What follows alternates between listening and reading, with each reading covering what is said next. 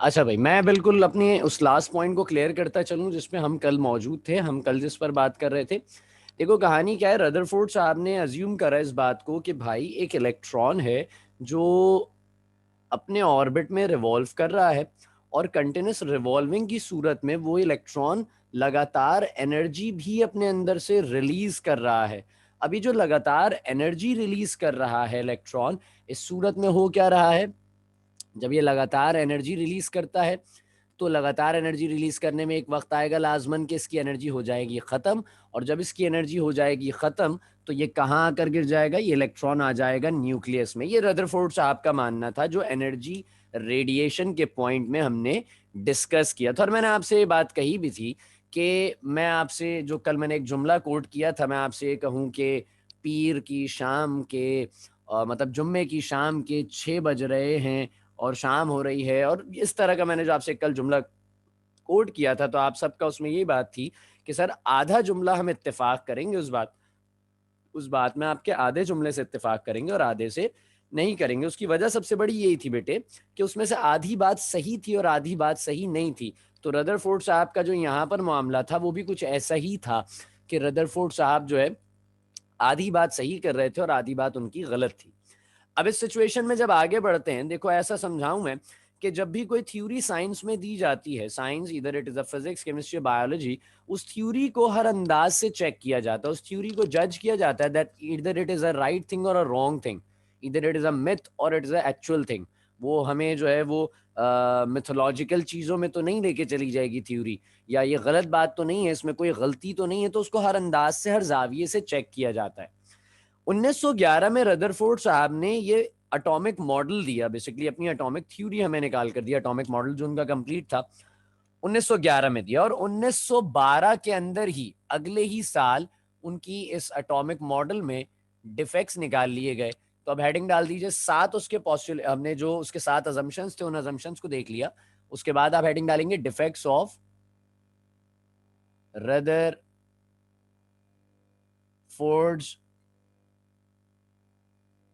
Atomic model.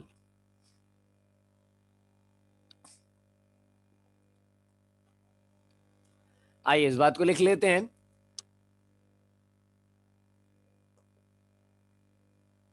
इन 1912 1911 में Rutherford साहब ने अपनी एटॉमिक थ्योरी दी, और अगले ही साल में बिल्कुल नेक्स्ट ईयर में 1912 में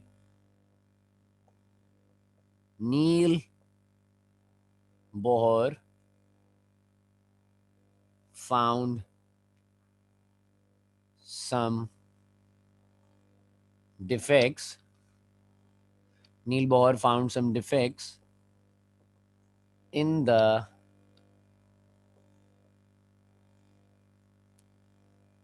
रदरफोर्ड्स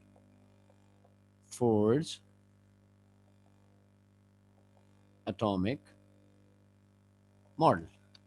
1911 में रदरफोर्ड ने अपना एटॉमिक मॉडल दिया। नेक्स्ट ईयर में जब एक साल का आ रहा था, एक साल का पूरा टाइम लैब था जिसके अंदर जज किया गया क्या ये बात सही है, इसमें कितनी बातें सही हैं कितनी गलत हैं, कहाँ पर रदरफोर्ड साहब गलत क्या कहेंगे। समझ लो कि बहुत बुनियादी लेवल पे पहला एटॉमिक मॉडल था जो एटम को इस अंदाज में एक्सप्लेन कर पा रहा था। इससे पहले कोई इतनी ज्यादा जो है वो कॉम्प्रिहेंसिव लेवल के ऊपर एटॉमिक एक्सप्लेनेशन नहीं हुई थी एटम की ना। चलिए आइए चलते हैं डिफेक्ट्स की जानिब। अब दो डिफेक्ट्स उन्होंने जो है वो हाईलाइट किए नील बोर साहब ने। सबसे पहला जो डिफेक्ट था उन्होंने उसमें क्या कहा, पहला जो था वो भी एक डिफेक्ट है, दूसरा जो है वो भी एक डिफेक्ट है, लेकिन दूसरे वाले में हम थोड़ा सा एक बेहतरी का जाविया भी पेश करेंगे कि सही बात क्या थी। तो पहला उन्होंने रखा एनर्जी रेडिएशन। अब इसमें क्या बात है, इसमें लिखा इस तरह से गया कि Rutherford assumes that electron is revolving around the nucleus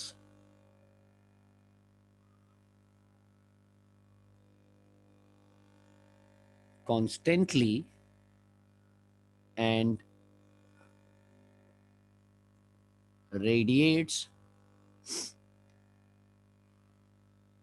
energy continuously.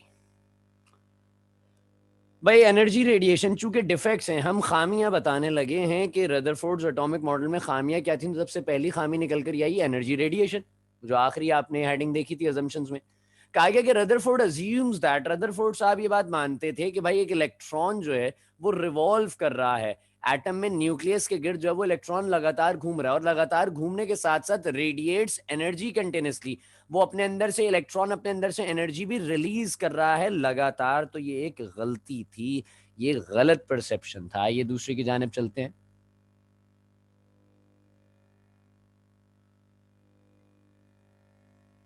Spectrum, हम जानते हैं स्पेक्ट्रम किसे कहते हैं। स्पेक्ट्रम शेड को कहते हैं, जो डिफरेंट जो है वो वेवलेंथ वाली एक रे जो डिफ्यूज हो जाती है, उससे जो बैंड्स ऑफ रेज बनती हैं, उससे स्पेक्ट्रम जनरेट होता है। इसके बारे में क्या कहा गया?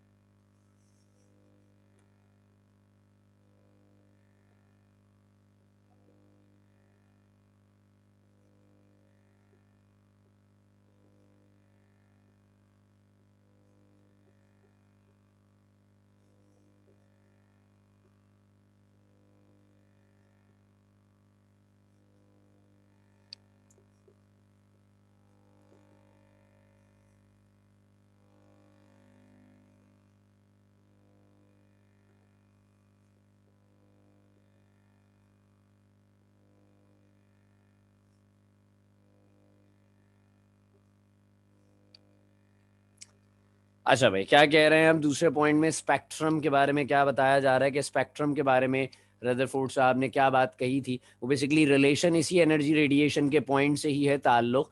कहा गया कि if an electron radiates energy continuously, मैंने आपको बताया था दो तरह के स्पेक्ट्रम्स होते हैं, कंटिन्यूस स्पेक्ट्रम और लाइन स्पेक्ट्रम। कंटिन्यूस स्पेक्ट्रम कैसे बनता है? लगातार एनर्जी रिलीज हो रही है। जो बेसिकली कलर बनता है, वो कलर बनता ही कैसे? एनर्जी की रेडिएशन से। ऐसी है, तो लगातार एनर्जी रेडिएट हो रही है तो लगातार स्पेक्ट्रम बनेगा, यानी कि उसे हम कंटिन्यूस स्पेक्ट्रम करेंगे। कोई बाउंड्री नहीं होगी, कोई गैप नहीं होगा, क्योंकि एनर्जी लगातार रिलीज हो रही है। लाइन स्पेक्ट्रम क्या होता है? एक वक्त में एनर्जी रिलीज हुई, फिर रुक गई, फिर एनर्जी रिलीज हुई, फिर रुक गई। बात समझ में आती है? कहा जा रहा है इलेक्ट्रॉन रेडिएट्स एनर्जी कंटिन्यूसली, अगर एक इलेक्ट्रॉन लगातार एनर्जी रिलीज कर रहा है, एमिट कर रहा है, रेडिएट कर रहा है, तो लाजिम है कि वहां पर एक कंटिन्यूस स्पेक्ट्रम नजर आना चाहिए था, एक लगातार चलता हुआ स्पेक्ट्रम। मतलब आप ये नहीं कि एनर्जी रिलीज हुई फिर ब्लैक आ गया शेड, ऐसी है, गैप आ गया, फिर एनर्जी रिलीज हुई तो कलर आ गया, फिर डार्क शेड, फिर कलर, फिर डार्क शेड। ऐसा नहीं होना चाहिए था। अगर एटम लगातार, एटम में से इलेक्ट्रॉन लगातार एनर्जी रेडिएट कर रहा है, तो एक लगातार कलर्स के स्पेक्ट्रम बने चाहिए, डिफरेंट शेड्स जो कि एक दूसरे के साथ डिफ्यूज हो, एक दूसरे के साथ मिक्स हो। बट इन एक्चुअल प्रैक्टिस, जब एक्चुअली एटम को ऑब्जर्व किया गया, बट इन एक्चुअल प्रैक्टिस जब हमने एटम को एक्चुअली ऑब्जर्व करा प्रैक्टिकल वे में, जब हमने उस चीज को देखा, so we observe the line spectrum, we observe the line spectrum. हमने एटम में देखा कि भाई कंटिन्यूस स्पेक्ट्रम नहीं होता एटम में, एटम में पाया जाता है लाइन स्पेक्ट्रम। बात यहां तक समझ में आ गई?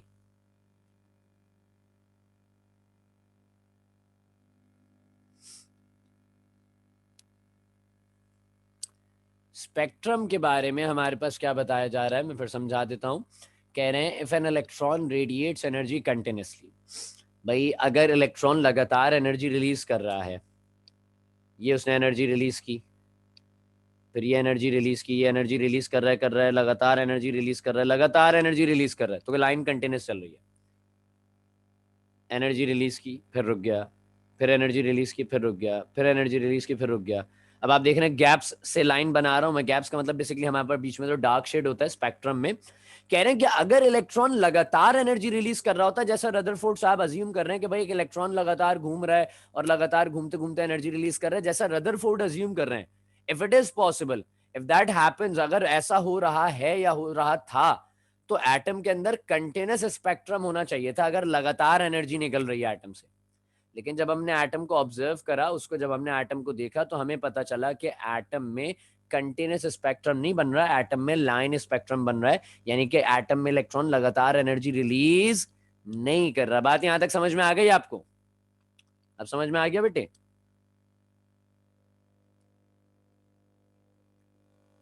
आगे चलें फिर।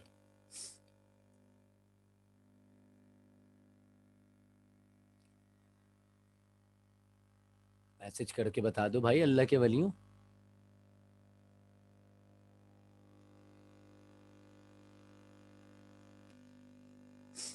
चलिए आगे चलते हैं हम लोग। अच्छा देखो, कहानी में कुछ मामलात ऐसे हैं कि जब आप किसी की खामी निकालते हैं, तो ये लाजिम है आप पर कि आप उस खामी, जो आपने खामी निकाली है, उसका सही तरीका भी बताएं। तो नील बॉर साहब ने गलती निकाली थी, नील बॉर साहब ने गलती निकाली थी रदरफोर्ड साहब के एटॉमिक मॉडल में। तो ये लाजिम था नील बॉर साहब के ऊपर कि ये एक दूसरा एटॉमिक मॉडल जिसमें ये गलतियां ना हो, एक दूसरा एटॉमिक मॉडल जिसमें ये गलतियां ना हो, एक ऐसा एटॉमिक मॉडल दें नील बॉर साहब। तो ये उन पर लाजिम था। तो नील बॉर साहब ने 1911 में रदरफोर्ड ने दिया, 1912 में नील बोर ने डिफेक्ट्स निकाले, और अगले साल यानी कि 1913 में नील बोर साहब ने अपना एटॉमिक मॉडल दिया। लेकिन हम उस एटॉमिक मॉडल पे जाने से पहले, यानी कि नील बोहर्स एटॉमिक मॉडल पर जाने से पहले, मैं आपको एक दूसरा टॉपिक पढ़ाऊंगा, क्योंकि उसका कॉन्सेप्ट रिलेट करेगा नील बोर से, तो हमें उसको जरा समझना पड़ेगा।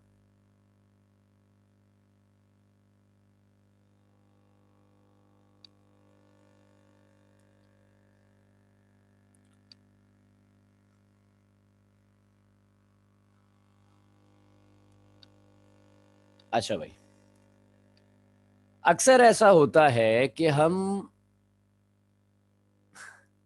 अक्सर ऐसा होता है कि हम जो है वो अल्लाह में खैर सबको हिफ्ज़ अमान में रखे, आप कहीं जा रहे थे, चल रहे थे, खेल रहे थे, या घर से सीढ़ियाँ उतर रहे थे, आप गिर गए तो आपकी हड्डी पर चोट लग गई। अब आपके दर्द हो रहा है खासा, आपके वालदेन या घर में से कोई भी बड़ा आपको लेकर डॉक्टर के पास गए, और डॉक्टर ने जो है वो जब सारा चेकअप कर लिया, तो डॉक्टर ने कहा कि भाई जाके एक, for the safe and security thing, आप जाके एक एक्सरे करा दीजिए। अच्छा, फिर आप चले गए एक्सरे कराने के लिए। जब आप एक्सरे कराने गए, तो आपने हाथ का, फॉर एग्जांपल हाथ की मैं बात करूं, तो हाथ का मामला था, हाथ में लगी थी चोट।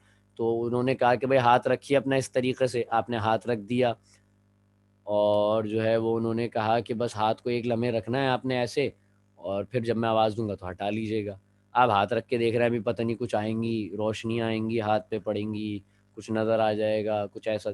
कुछ नहीं होता, आप हाथ रख के इतना आवाज़ देते हटा लो। उन्होंने बोला, हुआ क्या भाई? तो वो क्या था?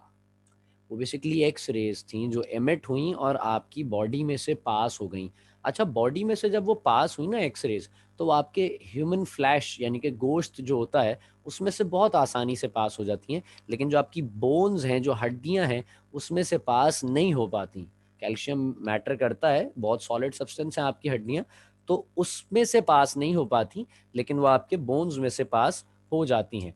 तो हम आज जो अब नया टॉपिक पढ़ने जा रहे हैं, उसका नाम है एक्स रेज। कि ये एक्स रेज होती क्या है, किसने इन्हें जनरेट करा, पहले जब जनरेट किया तो फिर किस तरह जनरेट किया, क्या इसका फिनोमेना था। इसका एक दूसरा नाम है मोजलेज एक्सपेरिमेंट। मोजले साहब एक साइंटिस्ट थे जिन्होंने बेसिकली जो आपका आज के दौर में आप पीरियोडिक टेबल यूज करते हैं, वो पीरियोडिक टेबल बेसिकली इन्हीं की काविशों के बाद बना था, because he discovered the atomic number. इन्होंने एटॉमिक नंबर डिस्कवर करा था। इस डिस्कवरी के रिजल्ट में ही आपका आज के दौर का पीरियोडिक टेबल बनाया गया था। तो ये मोजलेस एक्सपेरिमेंट है। पहले जरा एक छोटी सी मैं डेफिनेशन लिखवाना चाह रहा हूँ एक्स रेज की, जरा उसको लिख लीजिए। स्टार्ट करते हैं।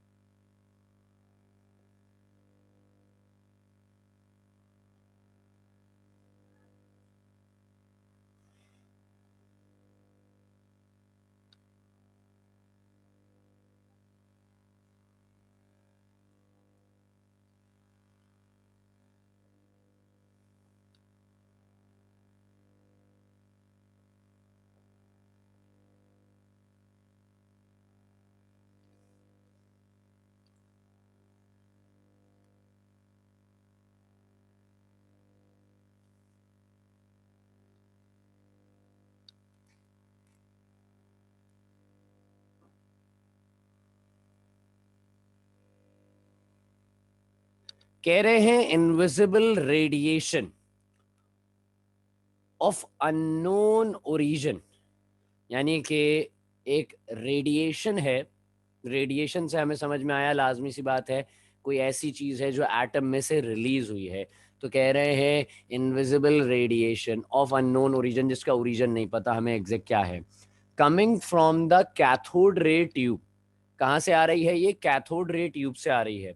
Was labelled as the X rays, जिसे हमने नाम दिया है एक्स रेज का। यह कहाँ से रही है? कैथोड रेज ट्यूब से आ रही है और हमने इसे नाम दिया है एक्स रेज। मैं एक बार रीड दोबारा कर देता हूं। Invisible radiation of unknown origin coming from the cathode ray tube was labelled as the X rays. हमने इसे नाम दे दिया एक्स रेज का। सही है। आइए अब जरा हम इसकी डायग्राम भी बना लेते हैं।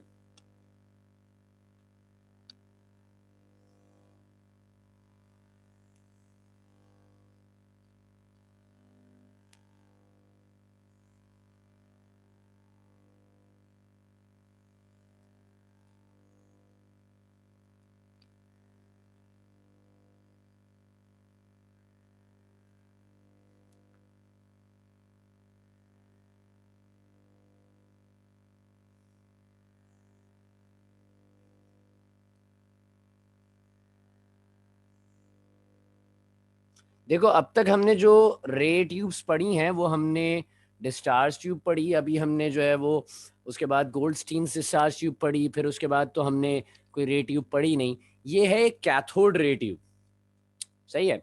अब जरा आपने इस बात को बहुत अच्छे तरीके से समझना है। जो जो मैं इस पे चीजें आपको बताता जाऊंगा आपने बहुत गौर से उन चीजों को देखना है और समझना है।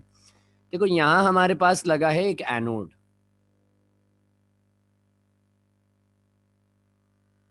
ये है एनोड, और यहां हमारे पास एक अटैच्ड है कैथोड।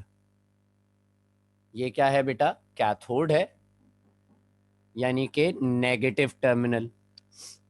ये क्या है हमारे पास?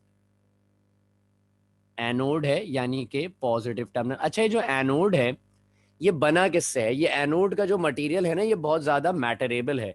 एनोड जो मटेरियल है, एनोड का जो मटेरियल है वो बहुत ज्यादा मैटरेबल होता है। बहुत हम देख कर रखते हैं एनोड, मतलब हर जगह नहीं, इस प्रोसेस में खासकर, क्योंकि एनोड का बड़ा एक काम है यहाँ पर ना, इस वजह से मैं समझा रहा हूँ इस बात को। तो एनोड हमने रखा है टंगस्टन। टंगस्टन एक मेटल होता है। टंगस्टन मेटल हमारे पास नॉर्मली हमें दुनिया में कहाँ देखने को मिलता है? आप लोगों ने शायद अपने घर में पुराने वक्तों में शायद देखा हो, पीले बल्ब लगे होते थे और उस पीले बल्ब के अंदर जो है वो दो इस तरह के स्ट्रिंग्स होते थे और उनके बीच में एक तार जो है वो कर्ल होके चल रहा होता था। वो जो कर्ल होके चल रहा होता था वो होता था टंगस्टन वायर। सही। तो इसलिए उस बल्ब को टंगस्टन बल्ब भी कहते हैं। तो खैर मैंने यहाँ पे टंगस्टन मेटल की प्लेट लगाई हुई है एज एन एनोड, और ये रहा कैथोड। अच्छा, हम जानते हैं फिनोमेना सारा कि भाई जब इलेक्ट्रिसिटी पास कराएंगे, इलेक्ट्रिसिटी पास, मैं पूरा प्रोसेस समझाने जा रहा हूँ इस वक्त आप लोगों को, बहुत गौर से आपने इस चीज़ को समझना है। जब हम इलेक्ट्रिसिटी पास कराएंगे तो हमारे पास ये जो नेगेटिव टर्मिनल है इससे कोई बहुत फास्ट मूविंग पार्टिकल्स हमारे पास निकल कर आएंगे और वो फास्ट मूविंग पार्टिकल्स ट्रैवल कर रहे होंगे कहाँ? एनोड की जानिब। वो फास्ट मूविंग पार्टिकल्स कहाँ ट्रैवल कर रहे होंगे? एनोड की जानिब। बात समझ रहे हैं आप मेरी? वो फास्ट मूविंग पार्टिकल्स कहाँ ट्रैवल करेंगे? एनोड की जानिब वो फास्ट मूविंग पार्टिकल्स ट्रैवल कर रहे होंगे। अच्छा, ये फास्ट मूविंग पार्टिकल्स जो कैथोड से आ रहे हैं इनका नाम क्या है? कोई बताएगा? नहीं नहीं भाई, ये जो फास्ट मूविंग पार्टिकल्स कैथोड से आ रहे हैं सही योसेफ, उसे कहते हैं इलेक्ट्रॉन। कौन से पार्टिकल्स हैं ये? इलेक्ट्रॉन्स आ रहे हैं बेसिकली। अच्छा, इलेक्ट्रॉन्स आते हैं और इस एनोड के मेटल की जो प्लेट है यहां पर आके स्ट्राइक करते हैं, टकराते हैं, धक्का मारते हैं। इस सूरत में होता क्या है कि जब ये यहां पर स्ट्राइक करते हैं तो यहां से कुछ रेज इमिट होती हैं, एनोड में से कुछ रेज इमिट होती हैं। ये जो रेज इमिट हो रही हैं इन रेज को कहते हैं बेटा एक्स रेज। अब ये फिनोमेना हुआ कैसे है इसको समझना जरूरी है। मैं एक बार दोबारा से पूरा प्राइमरी प्रोसेस बता रहा हूं, फिर इन डीप जो इस मेटल की प्लेट पर हुआ वो समझाऊंगा मैं आपको। सही है। तो हमने भाई कैथोड रे ट्यूब बनाई, कैथोड लगाया, एनोड पे हमने लगा दिया टंगस्टन मेटल। यहाँ पे हम डिफरेंट मेटल्स लगा सकते हैं ना, टंगस्टन मेटल लगा दिया। ये कैथोड पे से फास्ट मूविंग पार्टिकल्स निकले, यानी कि कैथोड से निकलने वाले पार्टिकल्स लाजमी सी बात है इलेक्ट्रॉन्स होंगे, फास्ट मूविंग इलेक्ट्रॉन्स हैं। इलेक्ट्रॉन्स आते हैं और इलेक्ट्रॉन्स आकर स्ट्राइक करते हैं इस एनोड पे। जब ये इलेक्ट्रॉन्स आकर स्ट्राइक करते हैं, धक्का मारते हैं इस एनोड पर, तो आने के बाद क्या होता है, इस यहाँ इस एनोड में से कुछ रेज निकलती हैं, कुछ रेज निकलती हैं। वो जो रेज निकलती हैं उन्हें हम नाम देते हैं एक्स रेज का। क्या नाम देते हैं? एक्स रेज का। आओ जरा समझते हैं कि फिनोमेना में हुआ क्या। भाई कहानी में हमारे पास थी एक मेटल की प्लेट, जो कि ये रही। इस मेटल की प्लेट पे ना एटम्स थे, टंगस्टन के एटम्स हैं सारे ये मेटल की प्लेट पे। सामने से आ रहे हैं बहुत तेजी से भागते हुए इलेक्ट्रॉन्स, सामने से तेजी से, बहुत तेजी से भागते हुए इलेक्ट्रॉन्स आ रहे हैं सारे। जो इलेक्ट्रॉन्स आएंगे और इन एटम्स से टकराएंगे।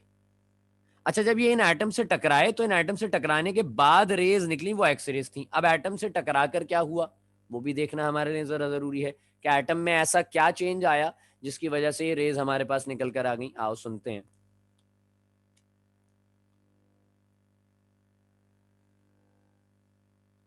ये एक एटम था टंगस्टन का। मैंने कहा that this is the last shell, ये लास्ट शेल है। और मैं इनर एक शेल की बात कर रहा हूं, मैं बीच में भी शेल्स हैं, मैं उनकी शेल्स की बात नहीं कर रहा हूं, मैं इनर एक शेल की बात कर रहा हूं। ये टंगस्टन के एटम का लास्ट शेल है, सही। टंगस्टन के एटम का ये बिल्कुल लास्ट शेल है, उसमें मौजूद एक इलेक्ट्रॉन रखा हुआ है हमारे पास, सही है। अच्छा, और इनर शेल के अंदर मौजूद एक इलेक्ट्रॉन है जिसपे मैं बात करने जा रहा हूं अब आपसे, वो ये रहा। फॉर एग्जाम्पल यहां बना देते, ये रहा। बीच में अलग अलग शेल्स हैं, बीच में अलग अलग शेल्स हैं, मैं बना नहीं रहा हूं, मैं फिर इस बात को वाजे करूं, बीच में अलग अलग शेल्स हैं, मैं बना नहीं रहा हूं। ये एटम सुकून से यहाँ पे आराम कर रहा था टंगस्टन की प्लेट के ऊपर, ये एटम। अचानक से क्या होता है कि सामने से आता है एक इलेक्ट्रॉन, ये भी इलेक्ट्रॉन है, ये भी इलेक्ट्रॉन है। सामने से आ रहा है, बहुत तेजी के साथ भागता हुआ एक इलेक्ट्रॉन आता है, बहुत तेजी के साथ भागता हुआ एक इलेक्ट्रॉन आता है। अब देखो एक बात याद रखना, जो सेम साइज वाली और सेम मास वाली बॉडीज होती हैं, जब वो एक दूसरे के साथ कोलाइड करती हैं तो कोलिजन जो है वो, नहीं रुक तो जाओ, तुम तो आगे निकल जाते हो ना जंग में शहजादे, रुको तो अभी मैंने कहानी समझाई नहीं। ये इलेक्ट्रॉन बहुत फास्ट मूविंग है, भागता हुआ आ रहा है, ये भी इलेक्ट्रॉन, ये भी इलेक्ट्रॉन। इनर शेल के करीब जो इलेक्ट्रॉन आ रहा है उसकी बात कर रहा हूं मैं। ये बहुत तेजी से भागता हुआ आया और आकर इसने इस इलेक्ट्रॉन को धक्का मारा। बात समझ है? इसने इस इलेक्ट्रॉन को धक्का मारा। अब जब इसने इस इलेक्ट्रॉन को धक्का मारा तो ये जो इलेक्ट्रॉन यहां मौजूद था, ये इलेक्ट्रॉन एटम से बाहर निकल गया, यानी कि आसान अल्फाज में बताऊं तो नॉकआउट हो गया। क्या हो गया? ये नॉकआउट हो गया। नॉकआउट किसे कहते हैं? एक सर्कुलर पाथवे में से किसी ऑब्जेक्ट को, किसी बॉडी को बाहर फेंक देना, या अपोनेंट्स की जंग के अंदर किसी एक को उठाकर बाहर फेंक देने को कहते हैं नॉकआउट कर देना, बाहर कर देना। तो यहां पर क्या हुआ कि ये बहुत फास्ट मूविंग इलेक्ट्रॉन था, ये आया और आकर इसने टंगस्टन एटम का जो इनर शेल है, टंगस्टन एटम का जो इनर शेल है, उस इनर शेल के अंदर मौजूद एक इलेक्ट्रॉन को मारा भाई धक्का। तो धक्का मारने की सूरत में हुआ क्या कि ये इलेक्ट्रॉन भी बाहर निकल गया। यहां तक बात सबको समझ में आ गई? मैंने अभी बताया नहीं एक्स रेज कहां से आई, क्या हुआ। मैंने सिर्फ इतना बताया कि ये जो फास्ट मूविंग इलेक्ट्रॉन्स आ रहे थे, ये फास्ट मूविंग इलेक्ट्रॉन्स आए मेटल के एटम पर, टंगस्टन के एटम पर, और टंगस्टन के एटम पर आने के बाद इन्होंने टंगस्टन के एटम के इनर शेल में मौजूद इलेक्ट्रॉन को धक्का देकर बाहर निकाल दिया। यहां तक बात सबको समझ में आ गई? मुझे बताओ पहले, फिर मैं आगे चलूंगा। बेटा एक बार का जी भी समझ में आता है मुझे उसैफ।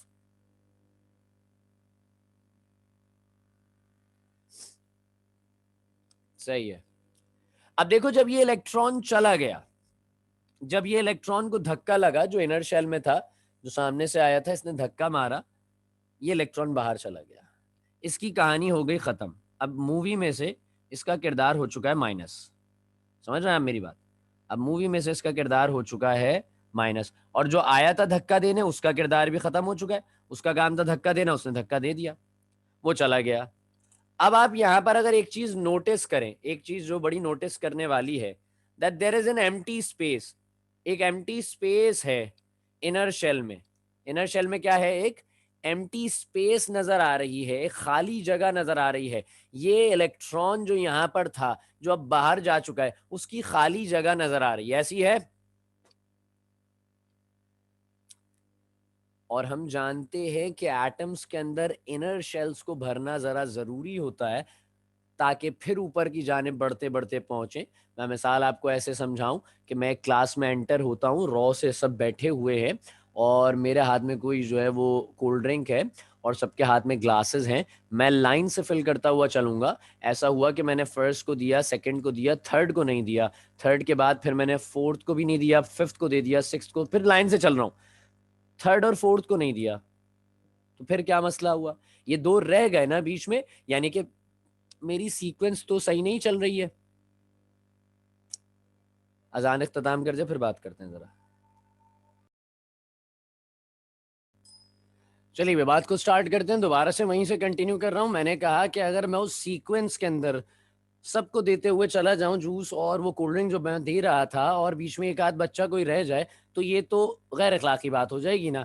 और अगर हम इसी तरीके से एटम में देखें, तो एटम के अंदर भी जब सारे शेल्स फिल्ड हैं, सारे शेल्स कंप्लीटली फिल्ड चल रहे हैं, बीच में से एक इनर शेल ऐसा आ जाए जो कि अनफिल्ड है, जिसमें से इलेक्ट्रॉन रिलीज हो गया है, इलेक्ट्रॉन बाहर जा चुका है, तो ये आखिरी शेल में मौजूद इलेक्ट्रॉन को गवारा नहीं होता। तो इलेक्ट्रॉन ऊपर से कूदता है, ये जो आखिरी शेल, वैलेंस शेल का इलेक्ट्रॉन है, ये ऊपर से कूदेगा और नीचे की जानिब आएगा, नहीं यानी कि नीचे वाले शेल में उतरेगा। ये ऊपर से कूदेगा और नीचे वाले शेल की जानिब बढ़ना शुरू हो जाएगा। अच्छा, लाजमी बात है, जो ऊपर का शेल है वो हायर एनर्जी लेवल है, और जो नीचे वाला शेल है वो लोअर एनर्जी लेवल है। जो ऊपर का शेल है वो हायर एनर्जी लेवल है, और जो नीचे वाला शेल है वो लोअर एनर्जी लेवल है। तो हायर एनर्जी लेवल से जब लोअर एनर्जी लेवल में उतरेंगे, तो क्या समझते हैं आप, अपने अंदर से एनर्जी रिलीज करेगा या नहीं करेगा? अपने अंदर से एनर्जी रिलीज करेगा या नहीं, बताइए मुझे। What do you think about this? जब एक एटम के अंदर इलेक्ट्रॉन हायर ऑर्बिट से, हायर एनर्जी लेवल से, हायर शेल से नीचे उतरेगा लोअर शेल की जानिब, तो ये लाजिम है उस पर कि वो अपने अंदर से एनर्जी रिलीज करेगा। नहीं, सबसे इनर नहीं, सबसे इनर नहीं होता। इनर शेल्स में से किसी भी एक मिडल शेल से आपके पास इलेक्ट्रॉन रिलीज हो जाता है, सही है। तो जब ये ऊपर से नीचे आया, तो इसने अपने अंदर से कुछ अमाउंट ऑफ एनर्जी रिलीज की है। ये खुद नहीं करना चाह रहा था, इसको इसके ऊपर इम्पोज किया गया है, इस पूरे एक्शन को, क्योंकि इलेक्ट्रॉन रिलीज कर दिया गया, तो इसको मजबूरन नीचे उतरना पड़ा। तो इसके नीचे उतरने में जो इसमें से एनर्जी रिलीज होगी, जब ये इलेक्ट्रॉन अपनी एनर्जी रिलीज करेगा, कम करेगा ताकि ये नीचे उतर जाए, तो ये जो एनर्जी रिलीज हुई है ये कहलाएगी एक्स रेज। क्या कहलाएगी ये बेटा? X rays. बात यहां तक आपको मेरी समझ में आ गई?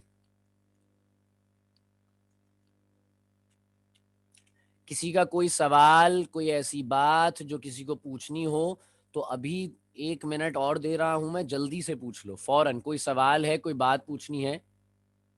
चलो मैं रिपीट कर देता हूँ एक बार। मैंने कहा कि भाई, ये इलेक्ट्रॉन जो पहले यहाँ मौजूद था, उसे सामने से आने वाले इलेक्ट्रॉन ने धक्का देकर बाहर निकाल दिया। अब वो तो चला गया, उसकी जगह खाली है। तो जो हायर शेल में बैठा इलेक्ट्रॉन है, उसको गवारा नहीं है कि यार लोअर शेल में जगह खाली है और मैं हायर पे रहूं। तो वो हायर शेल से उतरता है नीचे की जानिब, वो हायर शेल से उतरता है नीचे की जानिब। लेकिन हम जानते हैं कि हायर ऑर्बिट, हायर शेल में रहने वाले इलेक्ट्रॉन की एनर्जी ज्यादा होगी एज कंपैरेटिवली, अगर मैं लोअर शेल या लोअर शेल में रहने वाले इलेक्ट्रॉन से कंपेयर करूं। तो जब उसे नीचे आना है, तो लाजिम है कि वो अपनी एनर्जी कम करेगा, वो अपनी एनर्जी रिलीज करेगा। इस मोमेंट पर जो वो अपनी एनर्जी रिलीज करता है, क्योंकि ये एक अपोजिंग वर्क है ना, आपने इम्पोज किया इसके ऊपर, वो खुद नहीं आना चाहता, उस पर आपने इम्पोज किया था, इलेक्ट्रॉन को नीचे उतरना पड़ा स्टेबिलिटी के लिए, आइन बनाने के लिए।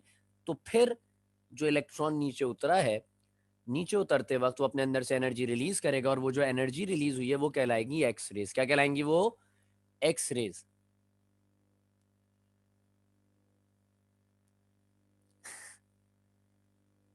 हाँ, ये वाली बात बिल्कुल सही है।